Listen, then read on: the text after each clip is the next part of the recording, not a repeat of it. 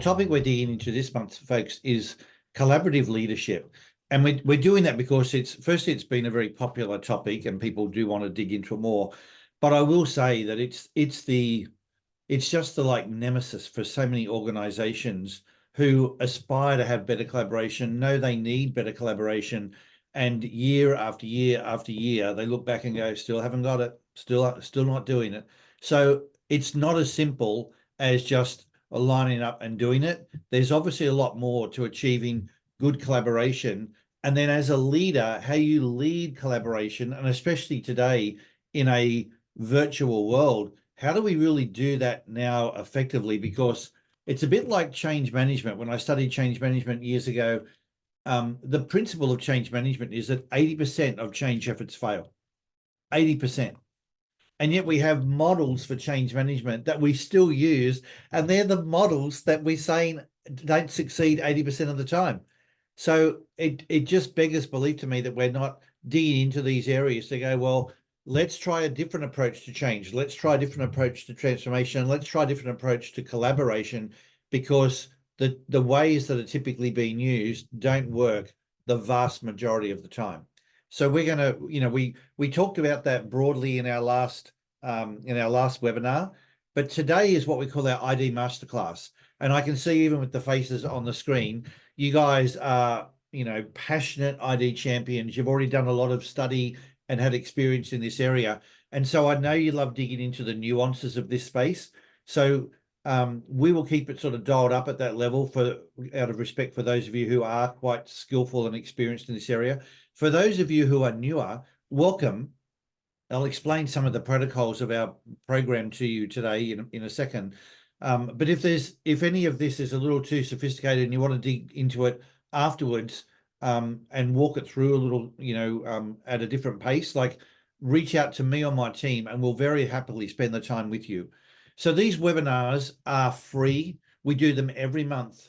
We pick a topic every month. There are no strings attached. There's no expectations on attendance or purchasing anything or any other involvement. It's purely to provide a forum for people that have a real passion around their own development and about being their best version of themselves, to learn more about that, to keep stoking that fire so that you not only live your best life, but you vibrate that out for the benefit of other people as well. And it's just, we started it at the beginning of COVID to support each other through a very, at that time, a very unknown experience. But it's become a really valuable community and people wanted to keep it going even afterwards. And I think it's wonderful that you're all here. So thank you for dialing in. When we do the masterclass, so every month we pick a topic and then we start with a broad brush approach to the topic. At the start of the month, we call that our Living in Stride webinar. And then 2 weeks later, today, we do the ID Masterclass. And that's where we dig more into the nuances of it. And it's also the more interactive session where you're able to ask your questions or put your challenges on the table. And we can all, use the brains trust of this community to dig in and solve them together. I already have a couple of people that have asked some questions for today, and we'll get into them as we start. But if you also, I sent a note out to most of you last night, my time would have been early morning for those in America, just saying, hey, there is room today for you to ask your questions around this topic of collaborative leadership, or to share your success stories. If there's things you found that have really worked well, to share them as well. So, if you haven't already thought of anything, just as we're going through the next stage of this webinar, the next maybe 10, 15 minutes, maybe think about what you could share that would either be of value to the team and what you've experienced, or if there are particular challenges you face, we'll put them on the table as well. Okay, so to start with our ID Masterclass today, we always start with what we call a peak performance check-in. And so this is our check-in where we talk about on a scale of 0 to 10. I'll just pull up our slide here. Oh, I hit the wrong button. Pull up our slide so you can see it. Where is my slide? 1 second. So this is a slide that a lot of you are familiar with. And it's really saying the green arrow here is doing life. That's the path of life. And when you do it in stride and true to yourself, that's when you present the best version of yourself. But there are forces in life that just invariably pull us off track from the time we're born all the way through to the end of our lives. There are these forces whether it's the stereotyping of society, the values of our family who love us in want the very best for us, but that doesn't mean that they're raising us in a way that works for us. They might indeed be trying to prevent us making the same mistakes that they think they made. Or it could be the school system or our career roles in our career, the relationship with your leader, the collaboration some of you might be experiencing, or even our personal relationships. They're all various forces that pull us off track. And when we try and meet the other needs and expectations that are out of sync with our ID, that robs us of all of the wonderful things at the top of the chart here. And we start to experience forms of stress that are along the bottom or horizontal axis that are anything from just, the behavioral and attitudinal sort of stresses like swearing or lethargy or just frustration, lack of patience, those sorts of things, through to, as that tension builds up, it takes a toll more on our health. And it can start in the smallest of ways with things like fatigue, but it can get really serious when it starts to become like mental health issues or, much more significant illnesses, which, they could be anything from respiratory issues to digestive issues. A lot of people experience, significant skin problems when they get really stressed, and it can get to the point where it gets infected and really dangerous, So it really does matter that we live our lives in stride with the way we were designed to be. So on a scale of 0 to 10, if 10 is you being on this green line and a 1 out of 10 is way up to the right or way up to the left, what's the number that comes up for you today? I'll just take this down now, and then you might just put it in the chat. There's room if anyone wants to share as well, you can do that. There's some really good scores there. So you can see some people are feeling very in stride. Ian, great score for you. Ellen, a 10. That's wonderful. That must be a great feeling to be in that place today. Well done. And then you can see lots of 8s, some 7s. Robert, a 6. You can probably hear in my voice today, I'm definitely not a 9 or a 10 today. I've got a cold, and the number that I was thinking of this getting ready, what would my number be? And the number that came up for me was a 7, and we have a sort of definition of each scale, and we say that a 7. It'd be interesting. I see Cliff, you're a 7, so I wonder if you feel the same as me here. But it's like, yeah, I'm doing it. I'm doing it. I'm doing the job. I'm doing life. I'm getting through. You feel like you're meeting the goals, but you're not firing. It's not like this energy bursting out of you that starts to occur at an 8, becomes much more apparent at a 9 and a 10. It'd be interesting, Ellen, for you to talk about yourself as a 10 today. Like a 10 is like you just want to scream it out. You just feel totally on fire, and it's not anything you really even feel control of. I think sometimes it's just the stars line up. So how is that for you, Ellen? Does you relate to that today? Absolutely. Absolutely. I can say that it's because I, checked some boxes of what I wanted to accomplish today. Good workout. I had tennis drills and I played really well, all that. But honestly, it's just, I don't know, this like feeling of well-being. And I had some questions that I needed to get answered, and I got them all answered. So that kind of pulls me into being in stride. So now I feel like I can do what I need. I can be successful going forward. As long as I have the information I need. Yeah. I see you've added a 5th instinct to the system there on your score on the. Really cool. I'd love you to share what that drive is. My thumbs can't spell for You've always been looking for a 5th drive. So for the rest of the group, when you've got an ID like Ellen's, the 7355, we always look at the strongest drives, the 7 and the 3, and that's a real idealistic ID. And so when the day goes like ideally, and so in Ellen's mind, if it's like, well, ideal for me would be I get my workout in, and then I'd feel on top of it, and I get to get these priority things done, and everything starts to line up the way you dreamed it would be. That feeling, as someone with a similar ID, is what sort of propels you through to, I'd say, a 9. And then there can just be some magic happens that, certain people you spoke to went better than what you thought, and it just sort of like kicks you over into that 10 and away you go. And I'm guessing it's something like that, Ellen, that's occurred for you today. And then Cliff, I mentioned you sort of alongside me there as a 7, of sort of getting by and doing life. And I know you've had a lot on your plate, but Is that sort of how you feel today Yeah, when you? that's a great description. It's like, okay, I'm here, I'm going, but it's kind of missing a little of the spark to to really accelerate. I was talking to Scott earlier that I'm going to need a day or two to kind of get my head back into things, but I'm very happy to be back. Right, right. And so even though the numbers are somewhat arbitrary, like we didn't define them, we just let you choose them. When you actually hear from people about what their number is, it's interesting how they generally do fall within, a very similar definition at each of the different scores. And so when people get down to like a 4 and a 3, that level of tension where they're pulled right out to the left or right out to the right, that's getting to a point where they're like, I can't keep doing this. I need to make a change. And invariably they do. And so the better scores to have from a peak performance point of view are either the 8s, 9s, and 10s, which is obviously that's where you ideally want to be. But if you're not there, then it's good to be at the, 4, 3, or 2, because then you at least are compelled to do something about it. The dangerous scores are the 6s and 7s because it's good. It's okay, but you're not necessarily got that fire in your belly at one end or the other to do some, either to be on fire or to do something about it. So, I'd really encourage you to do this check-in. Many of us do it daily, but I'd say the more frequent you do it, the better. And in fact, on our app, on the My ID platform, you can actually track your score. You can put in what your score is, and then you can look back over time and actually track it. And I'm sure you'll be able to see after a while a pattern as to why or when are you up, when are you down, and what's behind that. And that level of self-awareness will allow you to be more consistently, a higher score and at your best. Does anyone want to comment on this score? Have maybe something to share as to why you're particularly in a good place today, or maybe you want to get some thoughts from the team on what you could do to get to a higher score.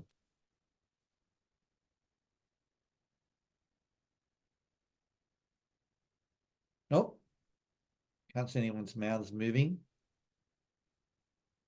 All right, guys, let's move on to the topic today, collaborative leadership. So the slides that we used last time were sent out to those who registered for the webinar and or attended. So you've got those slides. I've got them if we need to refer to them today. But I want to dig straight into the questions because I don't know how long we want to spend, and I don't know whether there are then other questions that people have they want to share. But Joanne, I might start with you. I saw you dial in before somewhere. Oh, there you are. So Joanne's score is 5573. And Joanne, I might just read out or present what your question was, and then you might want to just elaborate on it for the benefit of the team, and then we'll use the brains trust of the team to solve it. So Joanne works in a team that are all verifiers and completers and avoid complete.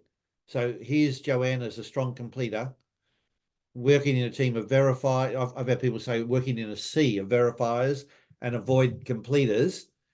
And ultimately her leader is 6727.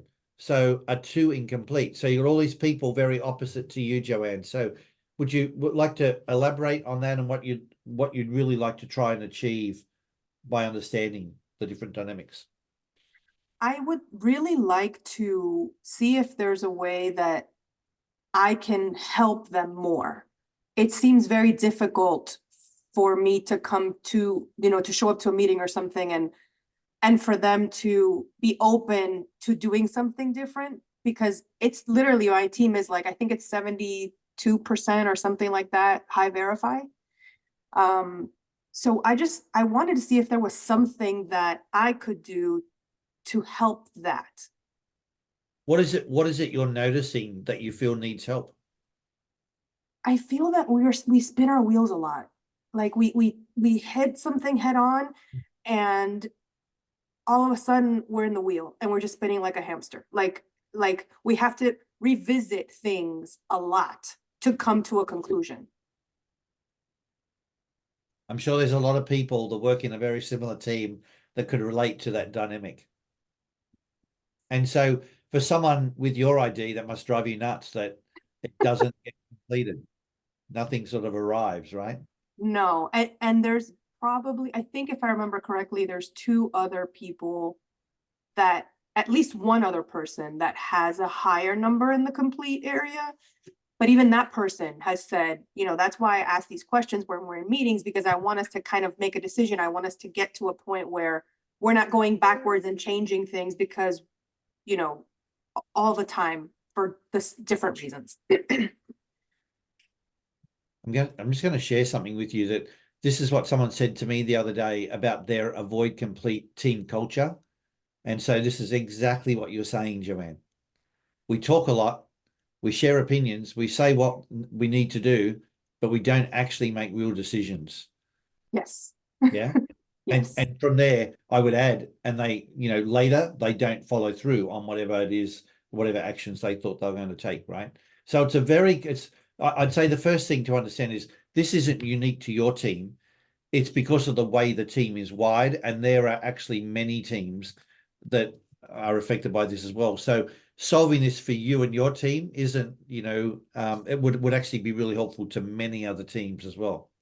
So I might just open that up to the team here and say, has anyone experienced this and then found a way through it that now makes your meetings and effectiveness of the team so much better?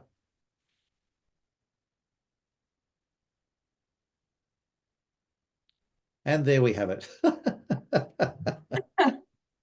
No, we won't leave you stranded. Hello, everyone. Hey, Amanda. Hey, I can try to help. I have a team of lots of verifiers, not many avoid completers, but I can imagine that with verifiers, we tend to get really attached to details. So we want to talk through things over and over again, and we want to make things perfect. So, and if they're avoid completers, maybe they don't need an actual plan with steps to follow through. So it gets easy to just talk and not get anywhere. And that would really bother you as a completer. So I think maybe where you could help is just helping them, you know, maybe set a time frame for when that problem needs to be resolved, and help them see when is good enough and what are we trying to solve. Do we want this to be good? Because things will never be perfect. So are we happy with this? Is this good enough? Is this 90% there? Well, then let's stop talking about it. Okay. And help them with avoid completers. I would say give them a quick goal, something that they can do quickly for the next meeting, and keep these meetings going. Definitely set a, you don't want to limit the meetings, but you kind of do, because, you know, I have a colleague and he's a verifier like me. And sometimes we're like talking. And I'm like, oh my God, like we've spoken about this for half an hour and it's just That's not exactly needed, what you know? happened. So you have exactly what happens. yeah. So you kind of have to put a time limit and keep them focus on what's the goal? Is this good enough? It's never going to be perfect. And what's an action item that everyone can leave the meeting with and come back to it in a few days. And the avoid completers will feel that they've accomplished something. If it's something, if it's a quick win, if it's something that they can implement easy enough. Great. Yeah, I'm not sure That's if great. that Thank you. helps. No, that helps. Thanks, Amanda. Great input. Yeah, and just if I can add on to Amanda's thoughts, for those verifiers, avoid completers who are authenticators like myself, if you can get them to commit and actually say they're committing to something, since it's said, it's going to be something that I'm going to be like, hey, I stated this. I really want to follow through with this. And so I think if you can maybe get the authenticators on your side, so to speak, and get them to agree on timelines or next steps, I think that will actually help a lot to accomplish what you want to accomplish. Thank you. Thanks, That helps. Scott. So Joanne, if you think about the dynamic of the team, and let's just stay with the avoid complete for a minute, because that's so opposite to you.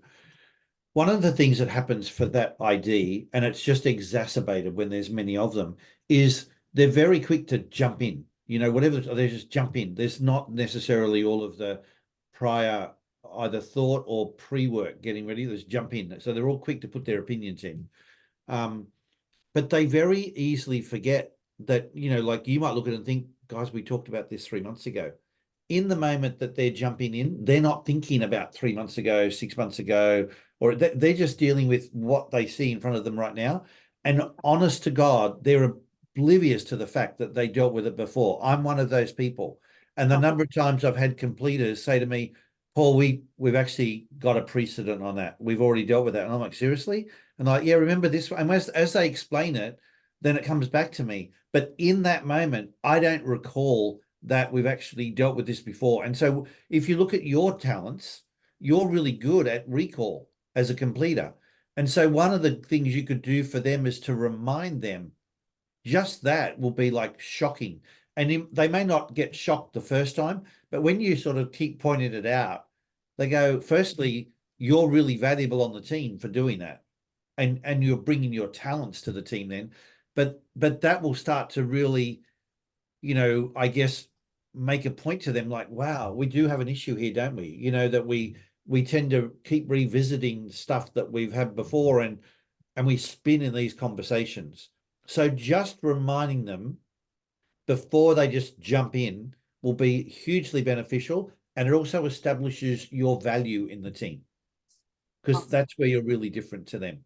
And I'm not saying do that so you become any, what's the word? Not for your own ego, but we want to leverage our own strengths and like, where can I contribute who I am to the team?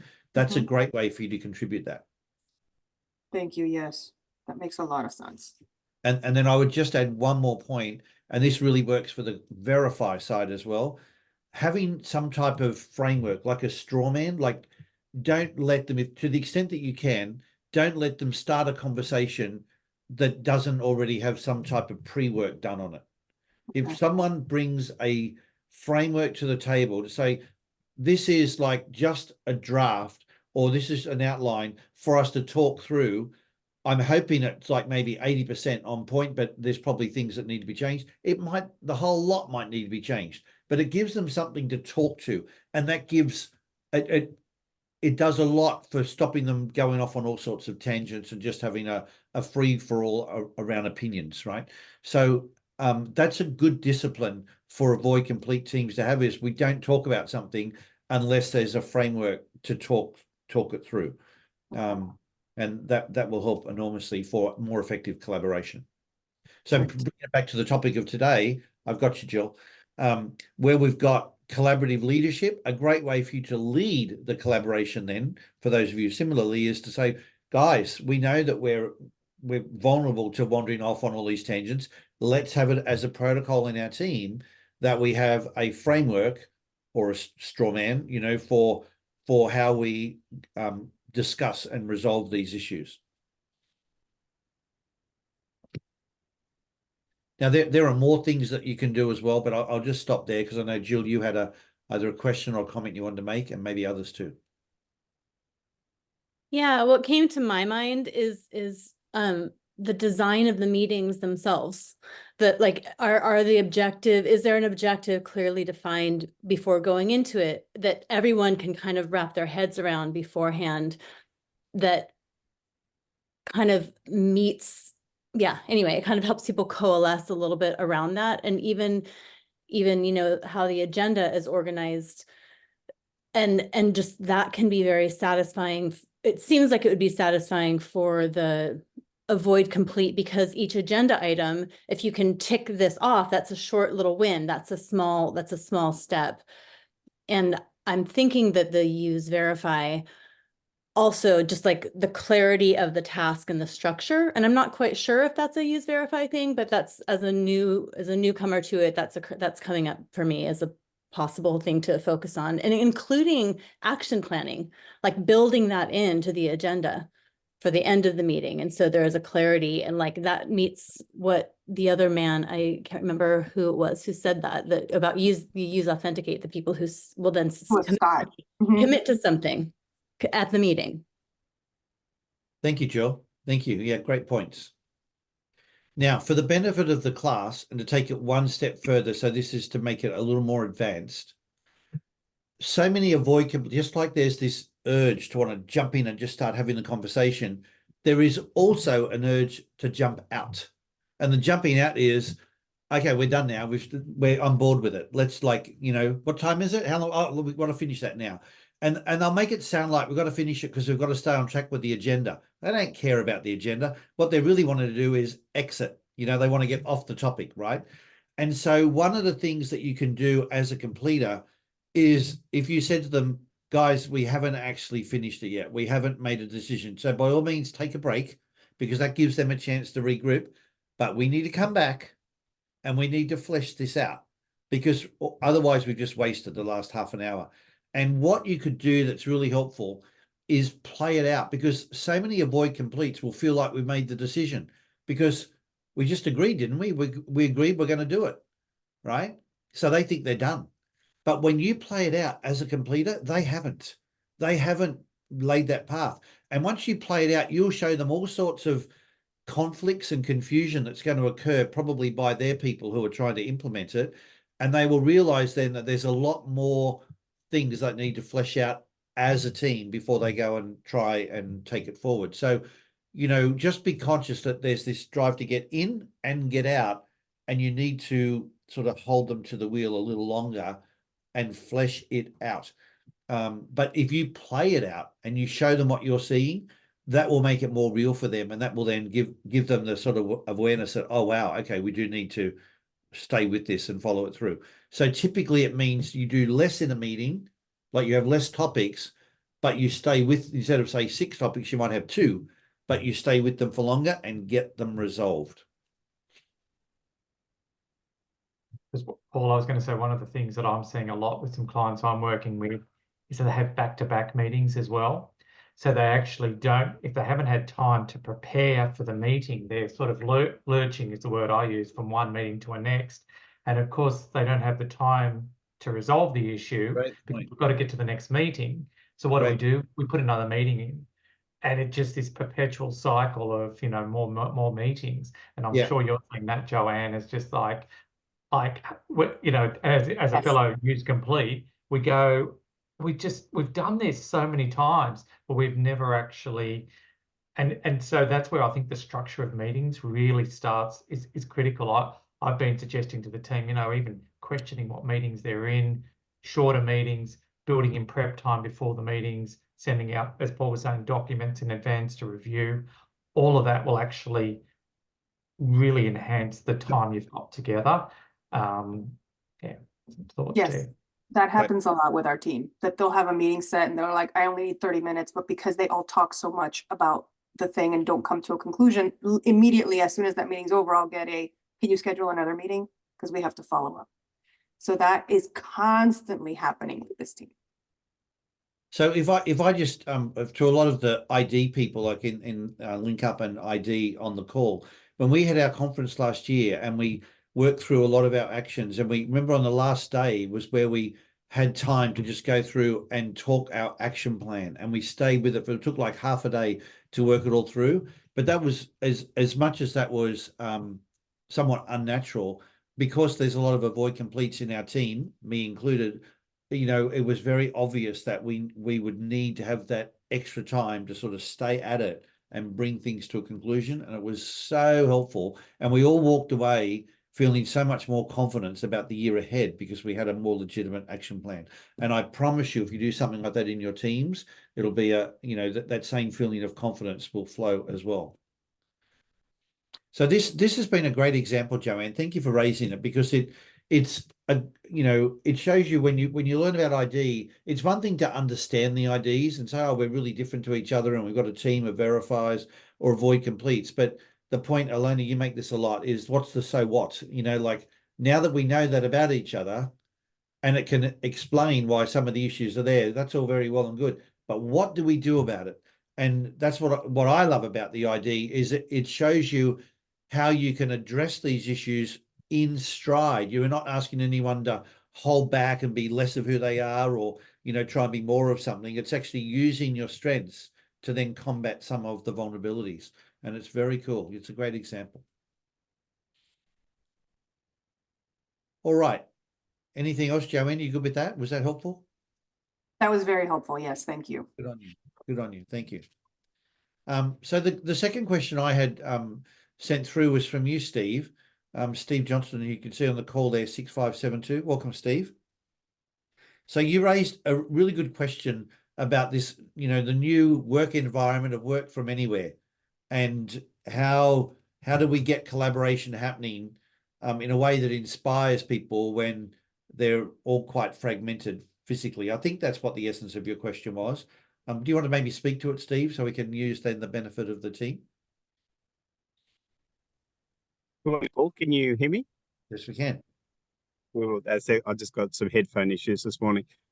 Yeah, it's a concept I've been hearing about where our business, which is a global business, allows people to work from any country for 2 weeks a year. So the commentary I'm reading is hearing about people want to understand their vision, their purpose, their value, but they want to do that within a community. So community really, where we feel like we're doing it as a team, and therefore, how do you get your heads around pulling that team together from a collaboration point of view? Because you could be, like, for example, if you're in Sydney, we might decide to meet at a conference centre 15 kilometres out of the city. So how do you coordinate, lead that, make it effective, make it productive, feel like people are adding value? So the community spirit in the collaboration is I see an issue surfacing. And like I have a team in Melbourne, Philippines, and India, and I deal with this on a regular basis of how to get collaboration, but feeling like we're all part of one team and not isolated either physically and or as from a dynamic virtual team. So that's the challenge I'm facing, and it appears to be increasing. Have you found anything working yet? Have you started doing anything that you found making a difference? It's doing sort of these virtual calls, but cameras on, like basic things like that. Introducing the social element, like one of the ideas and things we do is Friday afternoon drinks type of thing. Now you've run into some cultural things, but it's someone mentioned about back-to-back meetings, like breaking that away from that sort of concept and having the water cooler conversations in the virtual environment.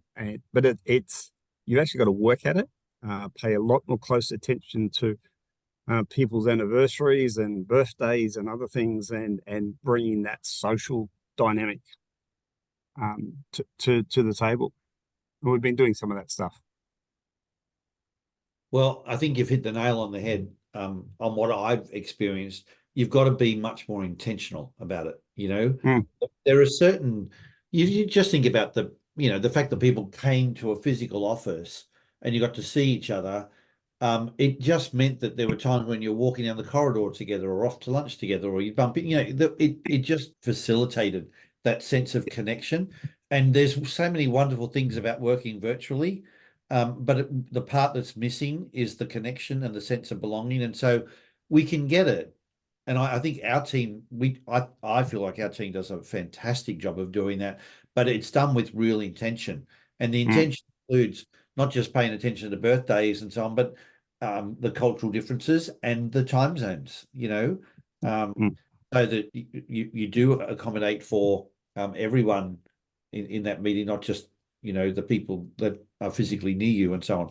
I sat in a meeting the other day, a senior executive meeting, and they said, here we are after all these years of trying to get people to have their cameras on, and they said we've got a new protocol of cameras. It's okay for cameras to be off, and I was like, what do you mean? And they're a senior executive team, and they said, well, we're all at our desks so often, and like for so much of the day. If we have a topic during the meeting that doesn't need slides, we allow cameras off so people can go for a walk and stay in the meeting. And it was really cool, When you're on with me, Vicky, with that meeting a couple of weeks ago.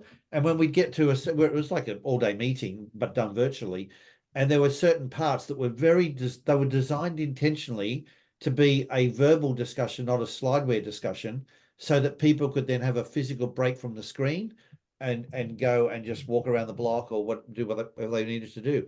and it was very cool. So I love how these sorts of nuances are evolving as we get used to this new way of working. But what it meant for them was in the design of the meeting, the actual flow of all the discussion points was intentionally to allow for that space from a screen. Mm. Right? It was very cool. Yeah, I think you got to provide a lot more value in these meetings. Like I threw up my background. That's the view from my office, from everyone can see. So it's $1 million view in Sydney, but it's insufficient to draw people into the office. We've just moved in here, so the upcoming generation of people are looking for a lot more than just turning up for work and $1 million views. It's what this values, purpose, and feeling connected. And I totally agree with you, Paul. The intentional about everything that we're doing, engagement. And I think I'm seeing a lot of leaders who are more prone to being sitting in the office, don't want to get out. So therefore their need to touch and feel things is an art that's no longer valid in leadership. 100%. 100%. Does anyone have any other comments or experiences that they can share of what the nuanced sort of side of what they're doing to make the virtual collaboration in their team work really well?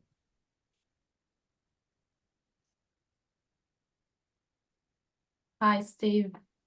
I'll just maybe share a couple of examples of what we do in our office. I don't know if it would be suitable for where you work, but we use Teams internally as a way of communicating. So we have different groups in there. Everyone is supposed to say good morning when they arrive. And we have people working in Sydney, Philippines, Canada, and Brazil. So all very different time zones. So everyone comes in, say good morning. We have different chats, and we have our team split into two. So we actually do daily huddles to go through the workload. So it doesn't have to be every day, but we just find it's a way that even if you don't have any questions, just getting people online with their cameras on and chatting about some issues they might be having. And then the team leader of that pod, we call, is just keeping an eye for if they think someone's not doing really well or see if there's something wrong. We also try to do team socials online with no drinks because of culture as well. But we do games, like there's an app called Kahoot, and the guys really like playing that. It's just something simple. And I also try, whenever someone has a question and sends me a question via Teams or email, I call that person to go through it and just gives me an opportunity to connect with them and have a conversation, see how they're going. And for the guys in Sydney, we all come to the office once a week, and that's when we go out for lunch at the pub, and it's always really good.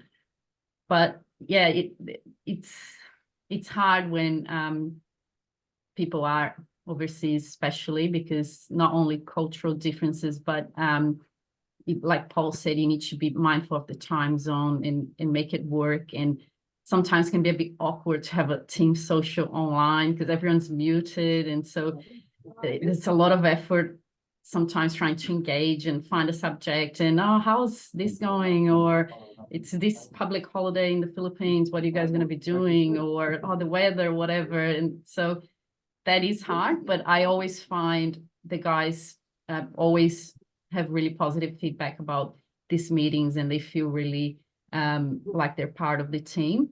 So sounds like you're doing most of this already. So I would just say it probably is making an effect, and I think that's as much as we can do, unless we all do a conference and go to the Philippines every quarter or something. There's not much else we can do. I think that's a good point Amanda's making there too, Steve, that just what you might be doing everything right, but just missing the validation that it's working, and for someone, your ID likes to know that you're meeting expectations, we're on the right track. And I would say if you're being very conscious of needs and you're doing it with more intention, you're on the right track, so well done. Yeah, spot on. Thank you. You're welcome. Does anyone have anything else they'd like to share, either of a success story around collaboration or something you'd like to put on the table and get the benefit of the brains trust here?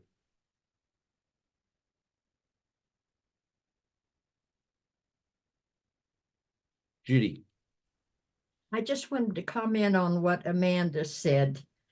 That felt so good to me that they are working in a virtual environment, and yet if she gets a question, she calls that person. That seemed so important because I was just visualizing myself in that environment, that I could go ahead and do my work. However, I could get immediate help if I wanted or needed it. And so that's kind of like a hybrid work environment. Right. Virtual and yet connected. Thank you, Amanda. Yeah, great call out, Judy. Thanks for emphasizing that.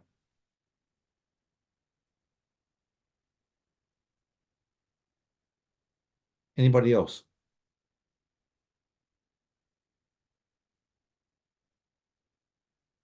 All right, guys. So where I want to shift to now then is I want to sort of land on some things that you can have as some takeaway tools for collaboration. So there are three things, first of all, I think are the real measures of, is collaboration working effectively? I think of them as the litmus tests for good collaboration. The first one is, are the outcomes different to your own agenda? Because when people think they've been collaborating, I've seen many meetings, people say it was really collaborative because it was interactive. But if all they've done is agree with everything you've put on the table, it wasn't necessarily a synergistic collaboration. What's really cool is when you go in, even if you've got like a straw man suggestion for what should be done, but through the interaction that occurs, everyone has a voice, everyone feels that they can share their voice, and their voice matters because it then influences and changes the shape of what's been determined. The outcome then is something quite different to what you started with. That's a really cool collaboration, because that's the purpose of collaboration, to get a richer outcome than what you could have ever done on your own.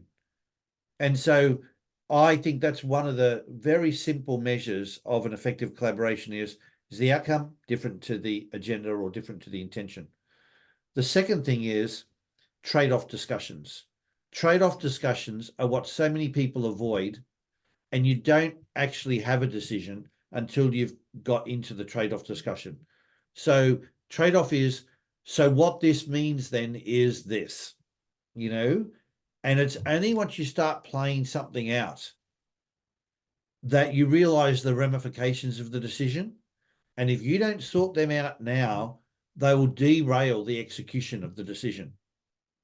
So the example I've often used is if we were organizing Christmas and we said, so, this year, let's do Christmas at our place.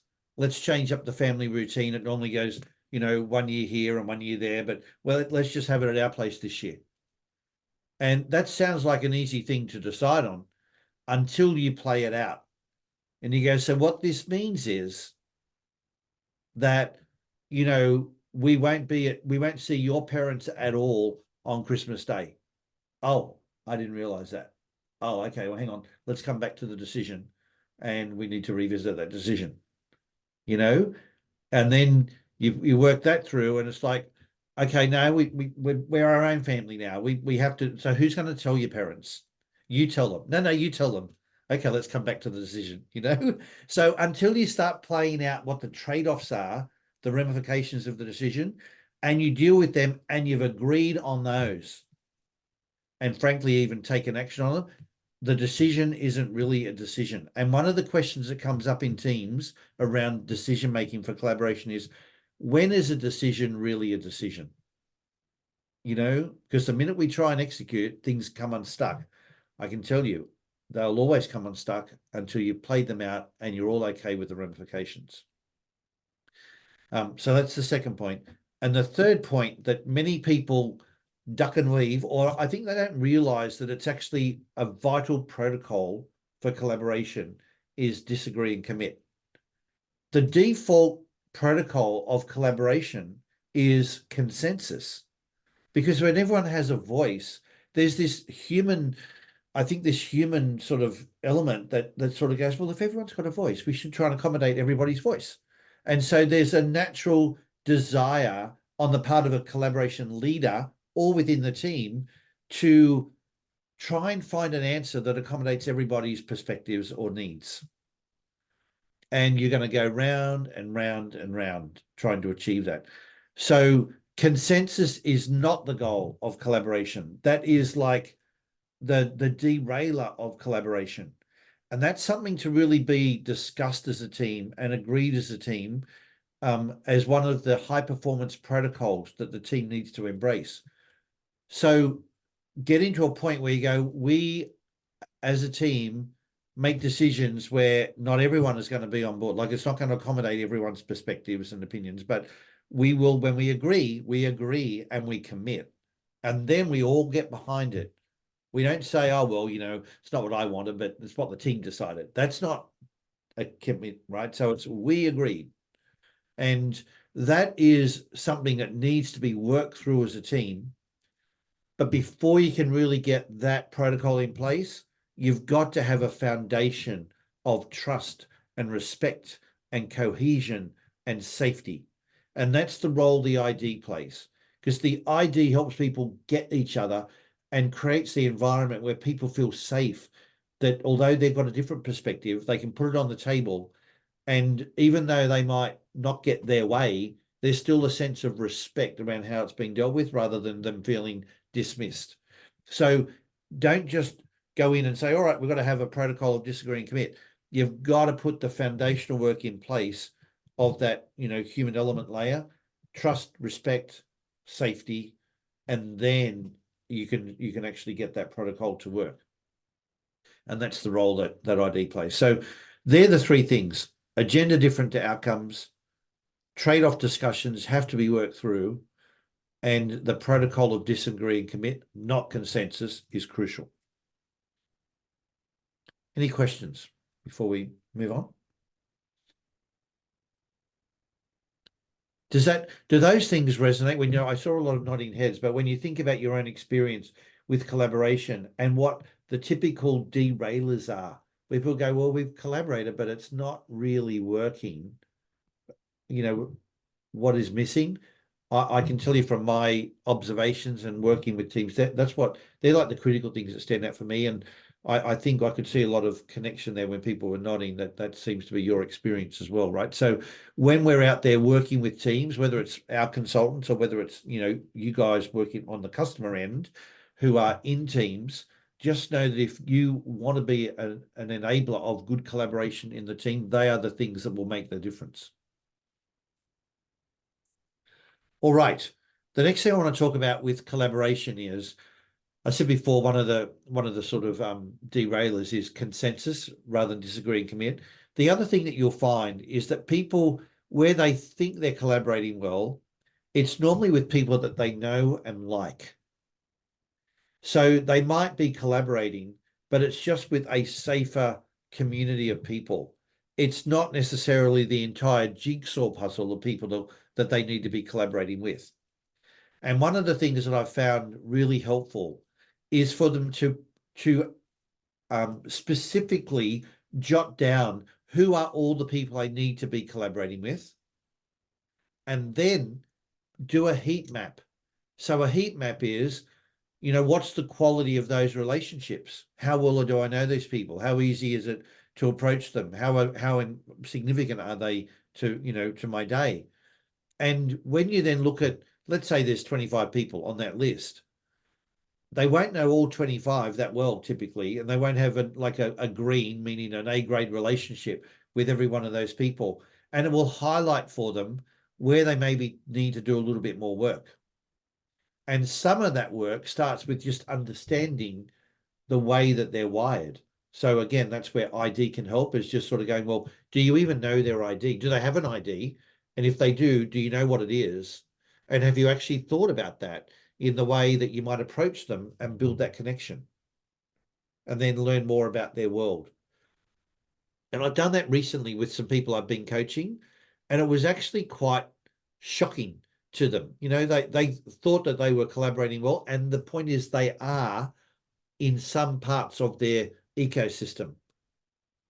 But the reason that they're getting held back or not making as much progress as they want is because there are other significant parts of their ecosystem that they're ignoring and didn't realize that they were. So I think when you do that exercise quite specifically, and they can map it out, they can just draw it out on a sheet of paper, or they could, put it down. The guy that I'm thinking of right now did it recently on a spreadsheet, just everyone's names down. One column was their IDs, and another column he rated them as to where they were. And then he could see that not only were the ones that were rated lowest, he could see who they were, but they were actually from a certain part of the business. And he was like, yeah, actually that makes sense, because I haven't really spent much time getting to know not just the people, but their business. And he really wanted to turn that around. So I think doing something like that intentionally, instead of talking about it as just a generalized comment, is a valuable thing to do. And if you are working in an organization where you want to collaborate more effectively, I'd encourage you to do that. You do that as well. In fact, what I will do is I said this to my team yesterday. I'm going to reach out to that guy and get his map. I'll take the detail out of it, but I'll leave on the way that he rated the people, because I think with the columns, it could be a very helpful tool for you to have as well for what you might be able to do yourselves.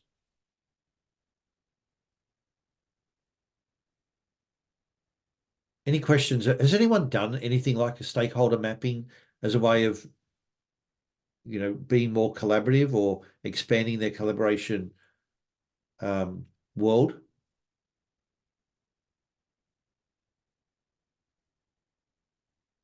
No. Steve's put a comment in the chat, Paul. I'm not sure if that's the same thing, Steve. A healthy stakeholder. Is it healthy?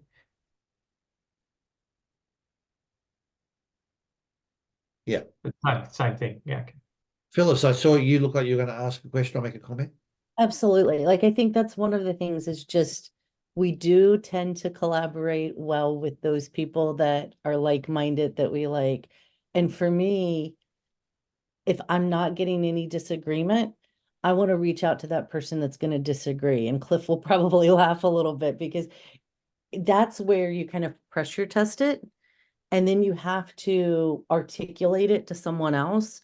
So I always like to find that person who is use verify, because I'm avoid verify, where I sometimes miss because it makes sense to me. Here I go. I'm also avoid complete. Like, I've got all of those.